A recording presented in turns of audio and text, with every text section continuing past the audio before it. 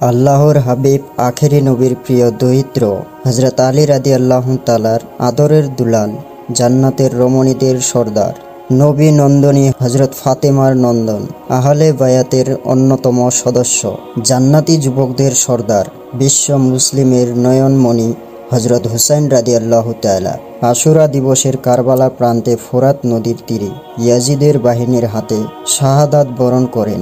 এই নির্মম ঘটনা বিশ্ব মুসলিমের হৃদয়ে গভীর ক্ষতরে সৃষ্টি করেছে। আসসালামু আলাইকুম প্রিয় দর্শক, ফ্যাক্টেবল মুক্কু চ্যানেলে আপনাদের সবাইকে স্বাগতম। আজকে আমরা জানব রক্তাক্ত কারবালা সম্পর্কে। তো চলুন শুরু করা যাক আজকের ভিডিও। কারবালা ফেরাত নদীর তীরে অবশিষ্ট একটি প্রান্তর, যেখানে ৬২ হিজরি সনের মহরম মাসের ১০ তারিখ শুক্রবার হযরত হুসাইন রাদিয়াল্লাহু তাআলা অত্যন্ত করুণভাবে শাহাদাত বরণ করেছিলেন। জগতের জানা ইতিহাসের এটি একটি বিয়োগান্ত ঘটনা। কারবালা যেন আরবি কারব ও বালা এর সরল রূপে পরিণত। কারব মানে সংকট, বালা মানে মুসিবত, তাই কারবালা সংকট ও মুসিবতের প্রকৃষ্ট উদাহরণ। কারবালা এই হৃদয় বিদারক ঘটনা মহিমাময় মহরম মাসে ঐতিহাসিক মহান আশুরা দিনে সংগঠিত হওয়া এতে ভিন্ন মাত্রা যোগ হয়েছে। এতে শাহাদাতের মাহাত্ম্য যেমন বহুগুণ বেড়েছে, তেমনি আশুরা পেয়েছে ইতিহাসের নতুন পরিচিত।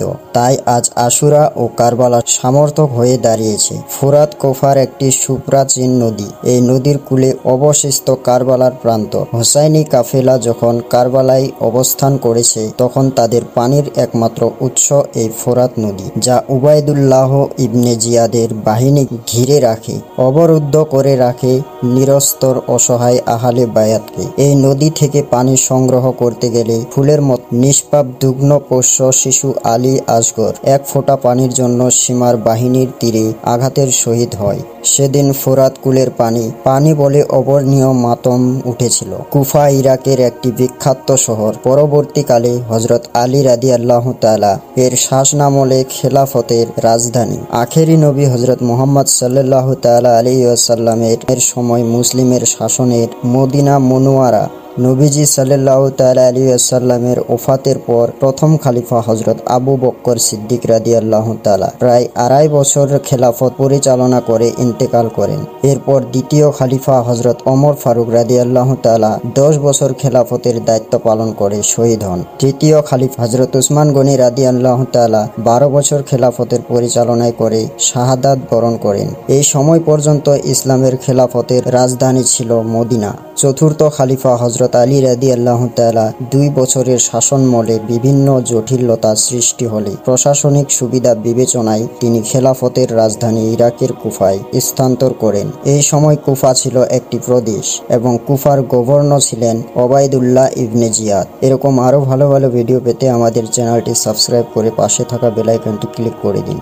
তারাই নেতৃত্বে কারবালার নির্মম ঘটনা সংঘটিত হয়। এই কুফায় পরবর্তী ইসলামের ইতিহাসের কুফাতে পরিণত হয়েছে। কুফাবাসী ইয়াজিদের দুঃশাসনের বিরুদ্ধে নেতৃত্ব দেওয়ার জন্য হযরত হুসাইন রাদিয়াল্লাহু তাআলাকে শত শত পত্রের মাধ্যমে আমন্ত্রণ জানায়। তাদের আহ্বানে সাড়া দিয়েছেন তিনি।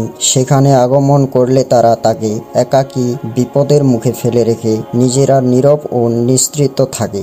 দামেস্কের বর্তমানে সিরিয়ার রাজধানী। চতুর্থ খলিফা হযরত আলী রাদিয়াল্লাহু তাআলার শাহাদাতের পর হযরত হাসান রাদিয়াল্লাহু তাআলা তার ভিষিক্ত হন এবং ৬ মাস খেলাফতের দায়িত্ব পালন করেন। সিরিয়ার গভর্নর হযরত মুয়াবিয়া রাদিয়াল্লাহু তাআলার কাছে খেলাফতের ভার অর্পণ করেন। হযরত মুয়াবিয়া রাদিয়াল্লাহু তাআলা প্রশাসনিক সুবিধার্থে রাজধানী দামেস্কের স্থানান্তরিত করেন। সে সূত্রে ইয়াজিদের ক্ষমতাসীন হলে তার রাজধানী দামেস্কে রয়ে যায়। পরবর্তী সময়ে কালক্রমে ইসলামিক খেলাফতের রাজধানী তুরস্ক ও মিশরের স্থানান্তরিত হয়। মিশর থেকে ১৯২৪ সালে ইসলামিক খেলাফতের আনুষ্ঠানিক পরিসমাপ্তি ও যবনিকাপাত ঘটে।